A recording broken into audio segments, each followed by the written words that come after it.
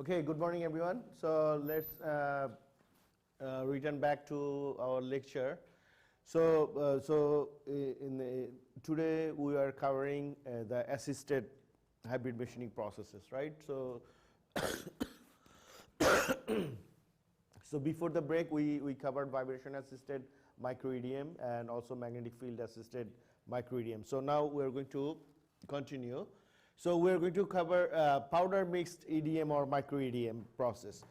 So this is one of the earliest assisted EDM processes. So one of the major challenge of EDM process is the surface, right?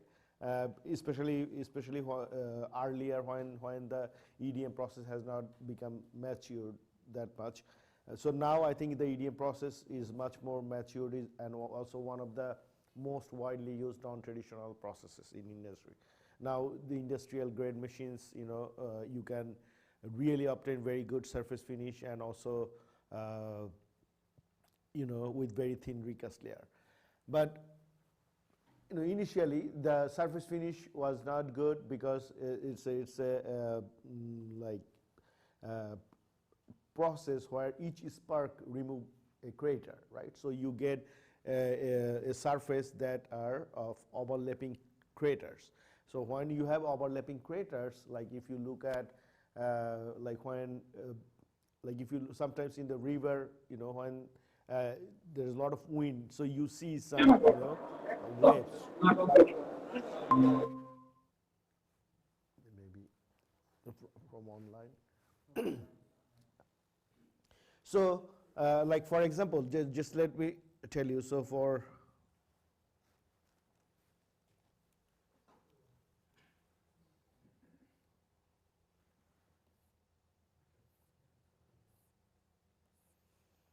it's not working now.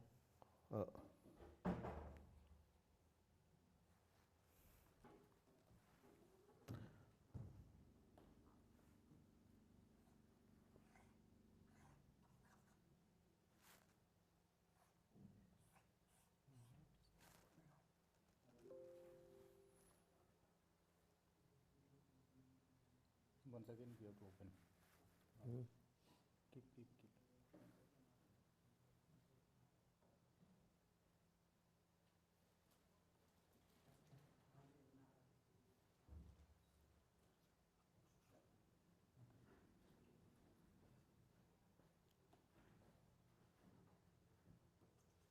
Okay, now.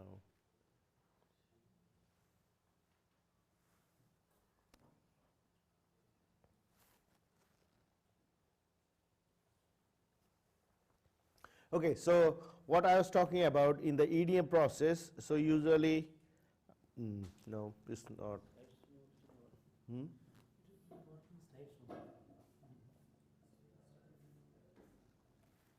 Previously it was actually working that way.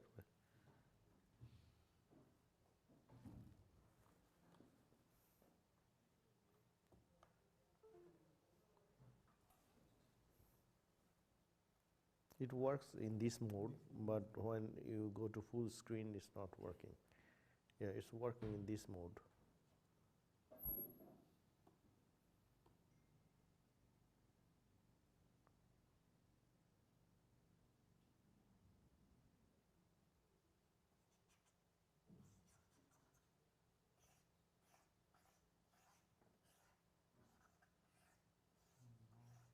Yeah, never mind. Never mind. I'll just probably go to that mode and.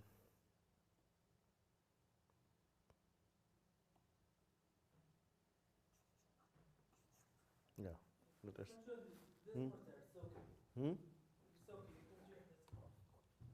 Yeah, I think that mode is okay. Okay, so.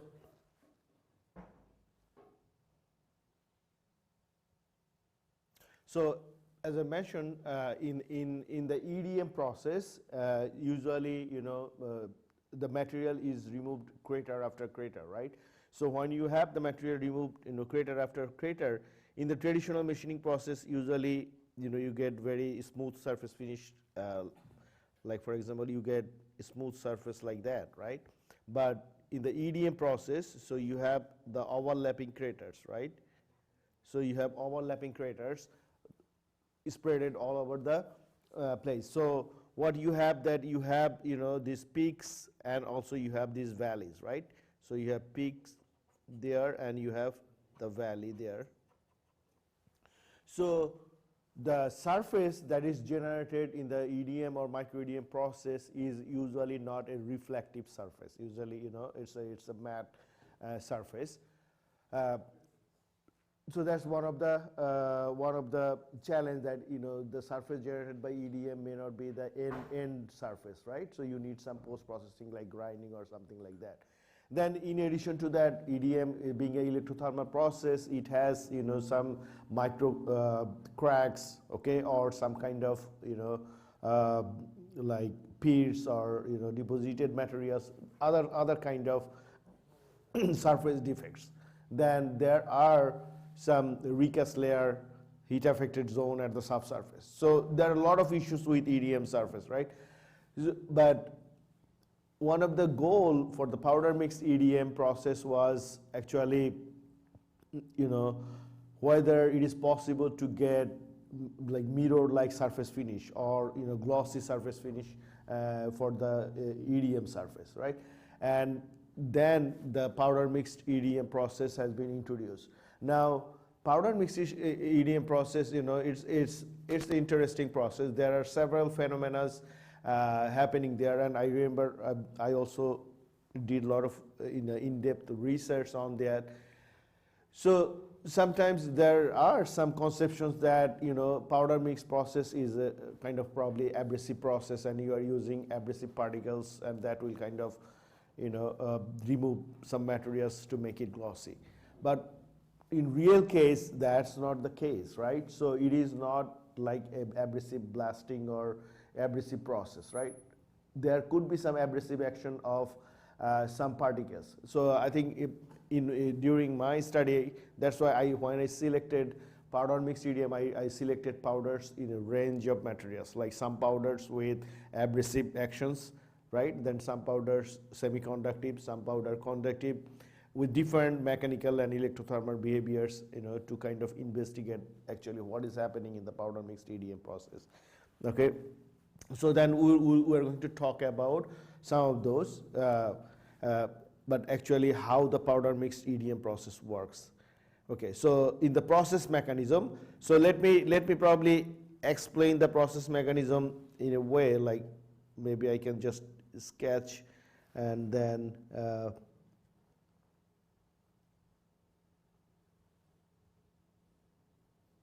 yeah, this laptop is very slow.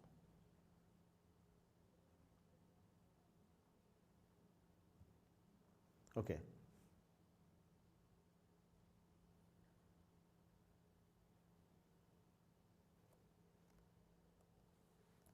Okay, so let's see how the powder mix EDM process usually works. So here, so you have a tool, right? So this is for example tool holder. You have the tool electrode. Then you have this workpiece, right? You have this workpiece surface. This is the workpiece surface. So now we all know that in powder mix EDM process, we mix powder particles. It can be microparticles, it can be nanoparticles, in a small concentration, and there is an effect of concentration as well. Okay, you can probably get that if you read some of those articles. And then you supply the powder particles in between the gap of the tool electrode and workpiece. So in this gap, so you have, like for example, you have the powder particles with the dielectric, and then you are kind of, like for example, you are supplying those here in the gap. One of the most important thing you need to do is you need to make sure that the powder particles are suspended. They kind of keep floating or suspending in the electrode, dielectric.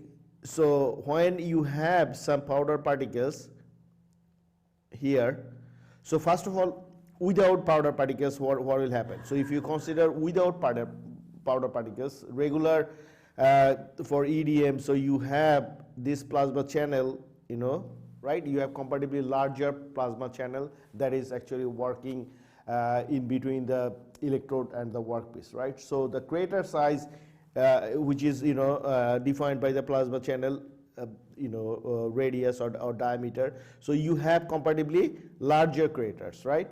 And then when you have the powder particles, right? So for example, if I now take this out, so now you have some powder particles suspended here. So there is some conductive or semiconductive powder particles in between the tool and the workpiece. So the single spark that I showed, okay, that is generating, now you have the sparking in between those powder particles, and also like sparking in between the electrode and the workpiece when there is probably no powder particles. So what happens that a single spark actually breaks down to multiple smaller sparks, okay? So at the same electrical settings, what you are getting is, instead of one, you got one large crater without vibration, now you are getting multiple smaller craters in the powder mix EDM, right? So here, and this is like traditional, right? Traditional EDM. So that's how the powder mix EDM process works, right? So that means if you are using a powder mix EDM process, so when you are selecting powder, please make sure that you are selecting the powder particle size that can go into the spark gap. Otherwise, you are using powder particles that may not be effective, okay? So there are several things. And then the abrasive actions of the powder has some secondary effect or minor effect. So if I say, okay, there is some like EDM process, so electrical discharge is the primary, then this powder mix EDM actually helps to break down the larger sparks, and so spark intensity increases. So instead of one spark, maybe you are getting 5 sparks, but smaller size. So if that is the case, that will also reduce those boundaries. So if you have a surface like that, definitely when lights fall, it goes away, right? In order for any surface to be reflective, you want that come back to you, right? You want the same path, it comes, and you want it to go back to you, right? So when you are minimizing that crater boundary height and you have smaller craters, you are actually reflecting the light back to your eyes, right? So that's why you see that powder mix EDM process creates kind of mirror-like surface finish, okay? Okay, now, so this is kind of the process mechanism. So now let's move on. Okay, so here it shows here in the picture. So you have comparatively larger like larger spark without powder mix EDM. Than when you are using powder mix EDM, it actually breaks down and create multiple sparks, so that helps. And then the abrasive actions of the powder particle may have some secondary action in reducing the crater boundary height, okay? That will further reduce the crater boundary height, and the surface moves from matte surface finish to kind of shiny or mirror-like surface finish, okay? Okay, so that's kind of the process mechanism. Another thing also, there are several things that happen in the powder mix EDM. In addition that, okay, there are some smaller sparks and smaller craters and higher number of craters. So because of the intensity, there are some extension in the spark gap also, because when you have some conductive particles in between like the tool electrode and the workpiece, so it helps to enlarge the spark gap, okay? So if you ask servo to control it, automatically it will try to kind of increase the spark gap to accommodate those suspended particles. So that also helps to improve the flushing condition. Okay, so now let's look at some of the improvement that the powder mix EDM process can do.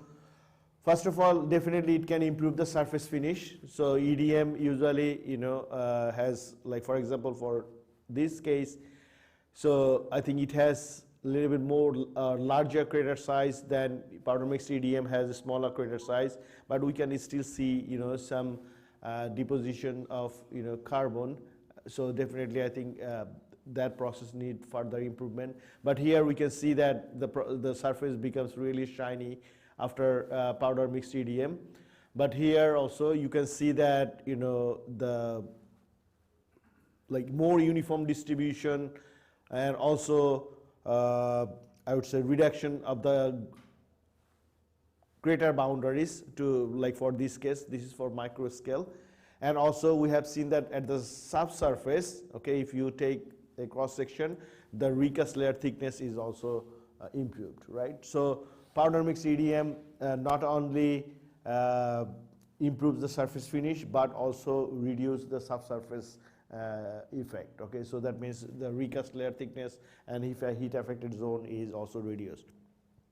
Now powder mix EDM also is not only on lab scale, also it is in the industrial grade. Some industry EDM machine, they have powder mix EDM process. But the main challenge is the filtration of the process, right? How you are going to filter the powder particles and separate filtration, and then you can recirculate those. So that's remain a challenge for powder mix EDM. So this is again some more application examples. So here, whatever I was talking about. So here you can see that we can see lots of overlapping craters, and there are some peaks and valleys in the craters. But when they're using powder mix EDM process, it kind of smoothen the crater boundaries so that you can see still those craters, just the crater boundary heights have been reduced significantly, and if you look at the surface becomes shinier. Now you look at this is magnified view, so now you look at the overall surface and you can see that the surface is very shiny. So this is kind of the R max. So the most important thing for transferring the surface from the matte surface finish to the shiny surface finish is the reduction of the R max, which is the difference between the peak and the valley, right? So that's the main reason for improvement of the surface finish. So process capabilities, definitely the main process capability of powder mix EDM is it actually get rid of any post-processing technique. So usually after EDM process you use either grinding or some maybe milling, some process to kind of make the process shiny.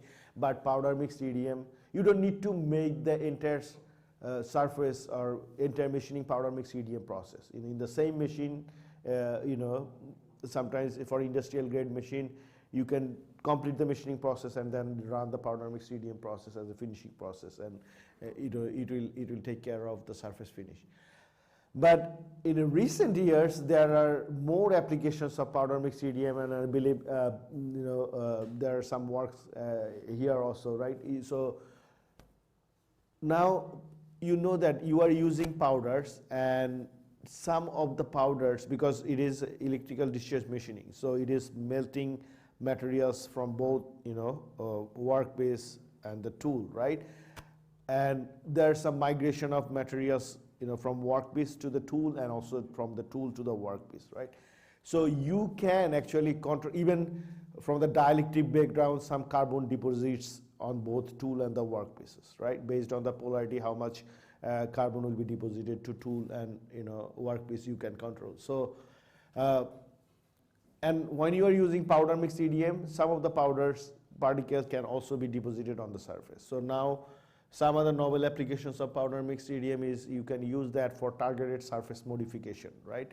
I'm not going into detail on those, but this is kind of new research trend.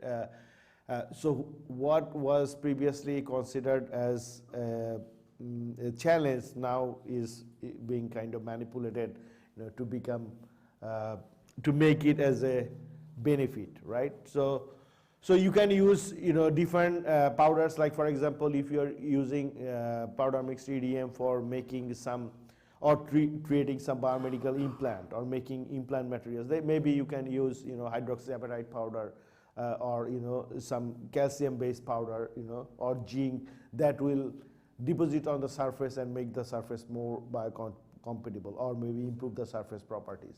Okay, so now there is kind of new trend and it is capable of doing that. Other than that, there have been lots of research on corrosion resistance, oil resistance, self-lubricating behavior, that you can actually use powder mix EDM process, for those applications. Okay, now another application is powder mix EDM process can be also used, to make machine electrically non-conductive materials like ceramics, or maybe now you have powder mix electrochemical discharge machining process, right? ECDM process. So where you can actually use the powder to control the conductivity level of the dielectric, and you can also try to machine ceramics or something like that. So for non-conductive materials, you just need to make sure that there is always some level of conductive materials in the gap. Now how you can ensure that? You can ensure that with conductive coating, you can ensure that with powder mix EDM, so that you can actually continue machining electrically non-conductive materials. So challenges or scope for future research. One of the greatest challenge for powder mix EDM is the powder particle tries to settle down, right? So it tries to go, and you need the powder particle to be submerged, right? Sorry, not submerged, suspended, right? Floating. So you need the powder particles to be floating, and it has to be in the gap, and that's the kind of challenge. Nobody can actually, I don't know, I would not say nobody, but there have been not much research where people actually try to measure how many particles usually stay in the gap during the powder mix EDM process, right? So we are talking about concentration, but what is the effective concentration at the gap? Nobody knows. Okay, it is probably much smaller than what concentration we are talking about, right? So if you can control those, then definitely there are more scope of research in those areas. The particle size must be considered. So nowadays I think we use nano powder. So if you are using micro EDM, then probably you should go with nano powder, because the more powder particles that can go into the gap, you can actually reduce the spark size, okay, and you can get finer surface finish, right? So that can be done. Then filtering of the particles is a challenge. So for lab-based, we try to use separate filtering system, but for industry grade machine, it has to be built up. So it is kind of a challenge. There have been a lot of modeling research on that, and still, like I would say, there could be some research done how much percentage of contribution for the conductivity or electrical properties of the powder particles, and how much is the abrasive action. So that's kind of something that maybe modeling can be done more on that. Okay, so now let's talk about laser assisted machining. So laser, I think we have covered like some sequential processes or compound machining processes where we saw lots of applications of laser, right? Similarly, laser can be used for assisting the processes, okay? Other than a separate sequential process, laser can also be used as assistance. The difference is in the assisted process, laser is not responsible for removing the material, right? So laser is working as a secondary source that aids, in improving the machining performance, whether it's material removal or other function. But the physical principle, that is removing the material, is the main process. Like for example, I'm going to show micro turning, micro milling, micro grinding. For all those cases, it is the mechanical contact that is removing the material. The shearing process or cutting process is removing the material, but laser is kind of assisting to make the process faster. Any question? Okay, so first of all, like, why do you need laser assisted machining, right? So we know that there are some materials that are very difficult to machine, right? Like hardened steel, tool steel, that are used for die and tool making. Then you have tungsten carbide, you have ceramics. There are materials that are difficult to machine, right? Ceramic especially is a brittle, hard and brittle. So they are difficult to machine using the mechanical micromachining processes. They can be used by some of those are can be used by non-traditional processes. But we know that non-traditional process is a slow process, right? So that's why people said, okay, let's try to do traditional machining processes, but let's see whether we can add another source of energy, to improve the machining performance, right? So that's why the laser is used. The main reason is we want to reduce the cutting forces, okay? And we should be able to cut at higher cutting speed with less tool wear, right?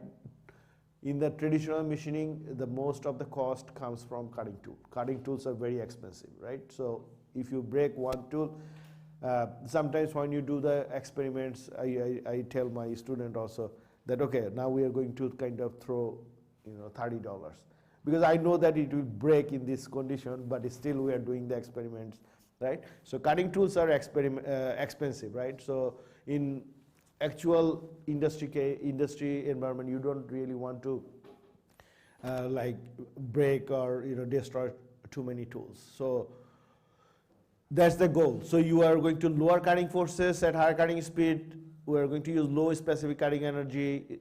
We'll try to get a smooth surface finish, less tool wear, and also it should induce less residual stress. So all those things to achieve the laser assistance will be applied, and the goal is to partially soften, okay, the material at the interface before you start the machining process. But there are some risks of laser machining processes that we are going to talk also. Okay, like here.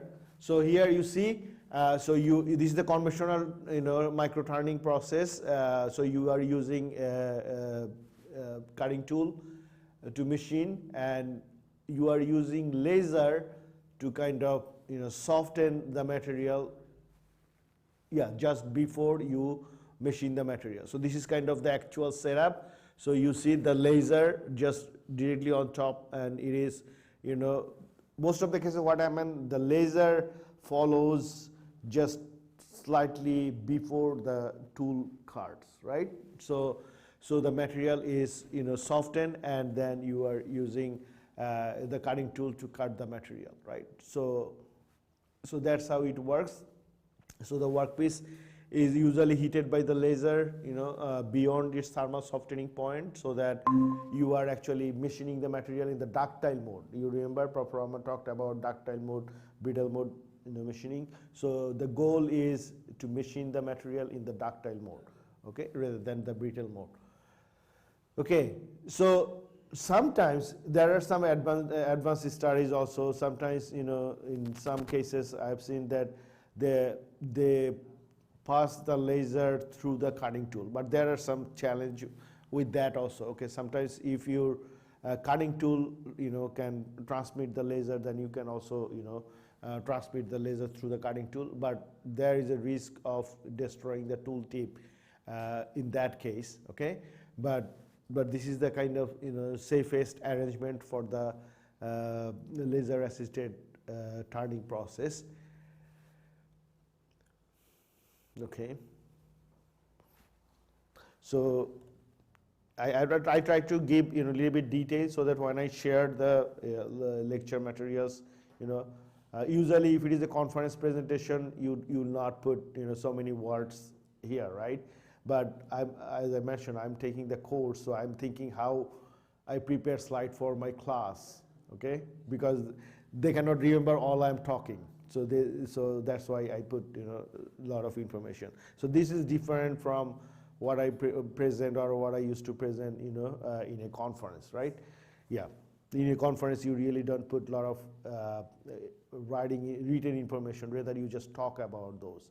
But here my intent is to share the slides with you so that you can actually, I'll share all the slides and also the study materials like the book chapters, right? I used to prepare those, yeah. Okay, so now this is kind of the process capabilities. So as I mentioned, it reduces the cutting force, thrust force, and at the same time it reduces the residual stress, and also it reduces the tool wear and improve the surface finish. So it can do a lot of things, but there are some risks. We'll talk about that. So now here you see the comparison of cutting force, both cutting force and thrust force. It actually reduces at lower cutting speed and higher cutting speed also. Then the residual stress also when you are using comparatively smaller depth of cut or larger depth of cut, for both cases the laser assisted micromachining process has significantly lower cutting forces and residual stress. Now this is the surface finish. Now here you see that there is not much improvement in the surface finish for the laser assisted machining, right? Why? So first of all, you are actually applying the heat source, so to partially like I would say melt the material, right? So the microstructure of the material is already changed, right, before machining. Then when you are machining, that also cause some further changes. So there you can expect some microstructural changes and phase transformation for some materials like titanium alloys if you are using those, right? So for titanium alloys, that's why maybe the cryogenic assisted machining would be preferable than the laser assisted machining, right? Because you are actually, if you are converting the phases at the subsurface, then you are changing the mechanical properties, right? So the surface finish, again, you cannot really claim that the surface finish is much better in the laser assisted machining processes than the without assistant. But overall, if you can reduce the surface defects, I think that would be good. So the challenge is one of the challenge is the laser interacting with the tool, right? So it can also soften the tool. It can add some built-up edge, or adhesive wear, to the cutting tool. So that's kind of the challenge. And also it may influence the tool geometry, okay, cutting tool geometry.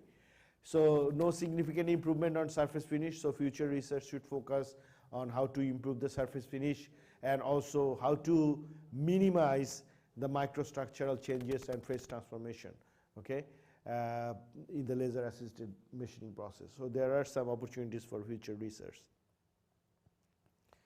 Okay, now those are very similar. So I'm going to talk about laser assisted micromilling, laser assisted microgrinding, very similar process. So probably I will not go much in detail about the mechanism because we talked about that. So laser assisted micromilling, sometimes the like accuracy and the material removal rate in the micromilling of difficult to cut materials like ceramics or tungsten carbide or some materials is very difficult to achieve high material removal rate or high accuracy because of the brittle fracture, and also the tool wear is a major concern. So you can actually use the laser assisted micromilling process. So very similar, as I mentioned, with laser assisted turning. So here in the micromilling, because you have a vertical tool, in the turning process you had the tool from the another direction that allowed you to apply the laser directly on top of the workpiece. But here usually you use laser at an inclined angle, and your goal is to hit the laser at the surface, right, to partially soften the surface before you machine those. So you thermally soften the materials by laser irradiation before you mill with the cutting tool. Usually no gas is used. The laser spot size can be adjusted based on the gap. Sorry, it is not the EDM process. So yeah, but it can be adjusted based on the machine feature. That means how much surface you want to bring it in the partially softened condition. So based on that you can actually change the spot size. Yeah, and thermal softening, the goal is to reduce the cutting forces and also the tool wear, for this case. So let's.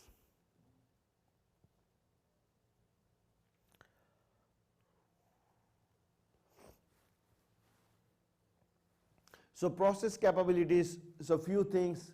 Definitely when you are machining brittle material, it can actually cause some tool deflection because of the hardness of the material. So definitely it can actually reduce that. Then also in order to machine comparatively deeper groove or depth of cut, you can go with laser assisted micromilling process. So for surface finish, it can probably give marginally better surface finish, but another challenge is also bar formation. Okay, so in the laser assisted micromachining process, you may get some plowing action. Okay, because in the milling, you remember performance said you have the shearing action and then you have some plowing action, right? When you are machining at the ductile mode, or you are machining partially softened material, the plowing action can actually cause some bars at the edge also. So here you see exactly what I said. You see the bar formation in the laser assisted one, right? And this is without laser.